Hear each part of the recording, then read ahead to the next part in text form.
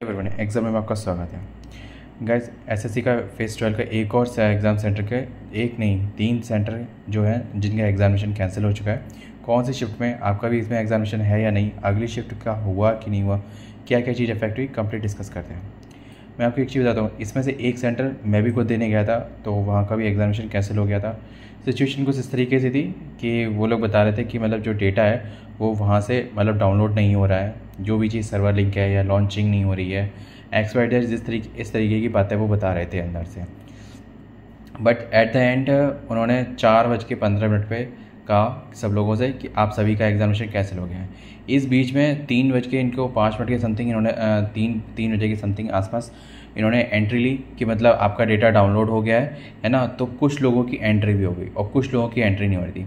Approximately ये समझ लो अगर 10 लोग जो जब गेट पे एंट्री होती है तो वहाँ पे स्कैनिंग बारकोड स्कैन करते हैं तो बारकोड स्कैन ही नहीं होता, मतलब उसमें उन लोगों का डेटा आया नहीं था एसएससी की तरफ से, है ना, ऐसा बता रहे थे। तो इस सीन में ये चीज़ हुई है और लगभग 10 में से अगर बोला जाए शॉर्ट 8 बच्चे की एंट्री नहीं हो रही थी, 2 बच्चों की एंट्री होती थी। तो उसमें लगभग 3-4 लैब थी, तो उसमें से 1 या 2 लैब का डेटा आया हुआ था। तो मेरे लैब जो थी उन और उसके साथ साथ 1-2 और लैब का डेटा नहीं आया था, तो इसकी वजह से बहुत सारे लोगों का एंट्री नहीं हुई थी। तो धीमे धीमे करके इन्वायरमेंट इसी चीज़ का हो रहा था, क्योंकि और भी जगह पे भी सेंटर और पहले जब कभी भी ऐसी कोई सिचुएशन हो रही है तो उसमें यही चीज़ देखी गई है कि एग्जामिनेशन उस शिफ्ट का उस प्लेस का कैंसिल हो चुका है। तो इसी तरीके से ऐसा हुआ है। और जैसे कि मैं आपको देख ही रहे होंगे, ये ऑफिशियल नोटिस आया है थोड़ा शाम के टाइम। उस वक्त तो नहीं उन्होंने बताया था, ये हम लोगों की गलती रही थी कि अगर हम लोग उस सेंटर पे जैसे वहाँ से बोला गया था कि आपका एग्जामिनेशन कैंसिल हो चुका है, तो निकलते वक्त हम लोगों को उनकी तरफ से ऑफिशियल नोटिस देना चाहिए था कि एसएससी के नहीं हो सकता है। मैं ये नहीं कह रहा कि वो कुछ फॉल्स बताते हैं या कोई भी सेंटर इस चीज़ को फॉल्स इन्फॉर्मेशन को रिसर्कुलेट करता है, बट हमें अपनी तरफ से अवेयर रहने के लिए ये चीज़ करना चाहिए था कि हमें उनसे ऑफिशियल नोटिस देखना चाहिए था। जैसे उन्होंने कहा गया कि एसएससी की तरफ से आ चुका है कि आप लोगों का पेपर कैंसिल है, आप किसी और डेट में एग्ज़ाम हो गया। अब सबसे बड़ी बात ये आ रही है कि एग्जामिनेशन कब होगा, क्योंकि सीधा शेड्यूल पड़ा हुआ ही है।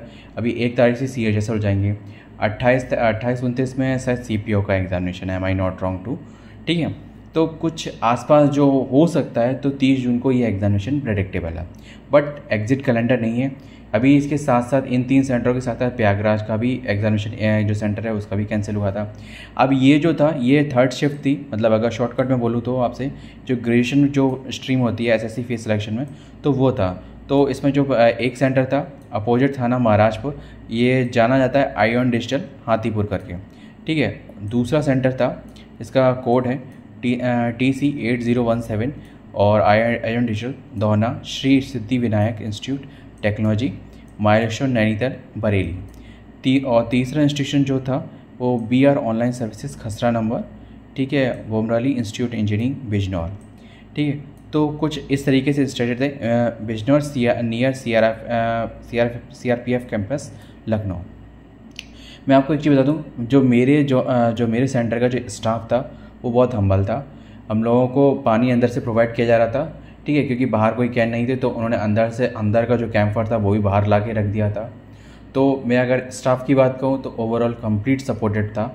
आप ये खुद ही सोच सकते हो कि 1:30 बजे से अगर हम लोगों की एंट्री हो गई है और शाम को 4 बजे तक उन्होंने पानी वानी की सुविधा कंप्लीट प्रॉपर रखी, कोई दिक्कत नहीं होनी थी। गर्मी भी बहुत थी और नेचर ने भी काफ़ी हमें हेल्प किया कि हम लोग ओपन में थे, लेकिन फिर भी उतने बादल होने के कारण हम लोग सेफ थे। तो गर्मी तो थी, बस दैट्स इट।